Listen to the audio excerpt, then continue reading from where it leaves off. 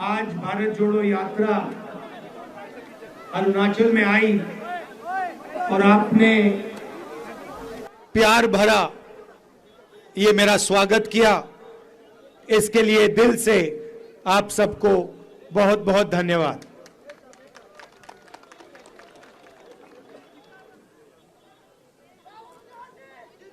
पिछले साल हमने भारत जोड़ो यात्रा की, कन्याकुमारी से लेकर कश्मीर तक 4000 किलोमीटर हम चले। काफी लोगों ने हमसे पूछा कि 4000 किलोमीटर हम क्यों चल रहे हैं। उन्होंने कहा कि ऐसा काम पहले हिंदुस्तान में आजादी के बाद कभी नहीं किया गया, तो आप क्यों कर रहे हैं। और हमने कहा देखिए, आमतौर से जो ऑपोजिशन की आवाज होती है उसको मीडिया उठाती है, अलग अलग इंस्टीट्यूशंस होते हैं जो ऑपोजिशन की रक्षा करती है, मगर आज के हिंदुस्तान में आरएसएस ने, बीजेपी ने मीडिया को कैप्चर कर लिया है। सारे के सारे जो इंस्टीट्यूशंस हैं, चाहे वो जुडिशरी हो, चाहे वो इलेक्शन कमीशन हो, चाहे वो ब्यूरोक्रेसी हो, उन सब पर दबाव डाल रखा है, उनको डरा रखा है। और जो जनता के मुद्दे हैं उनको उठाने का सिर्फ एक तरीका है और वो है भारत जोड़ो यात्रा। इसीलिए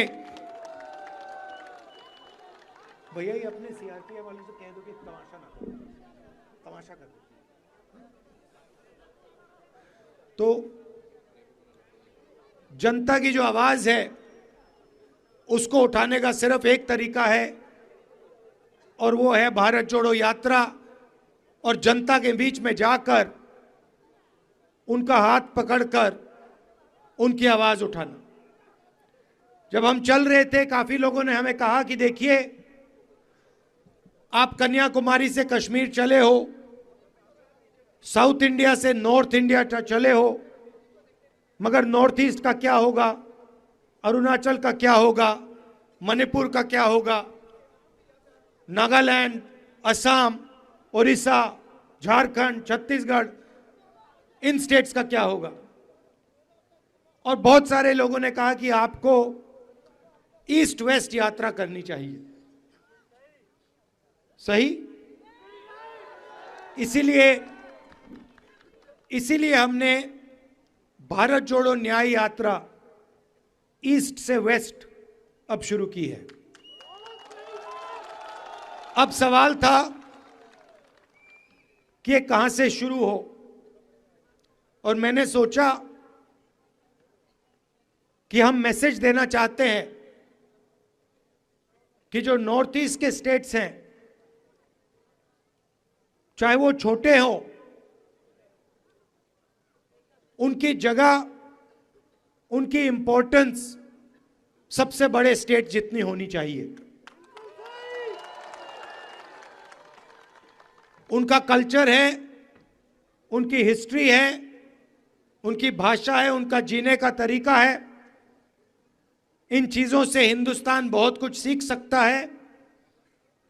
इसीलिए हमने निर्णय लिया कि नॉर्थ ईस्ट से हम शुरू करेंगे, और क्योंकि बीजेपी और आरएसएस की विचारधारा ने मणिपुर को जला दिया है, वहां पे सिविल वॉर करवा दी है, इसलिए हमने निर्णय लिया कि हम मणिपुर में ये यात्रा शुरू करेंगे, क्योंकि हमारी लड़ाई बीजेपी और आरएसएस की विचारधारा के खिलाफ है, के साथ के अगेंस्ट है।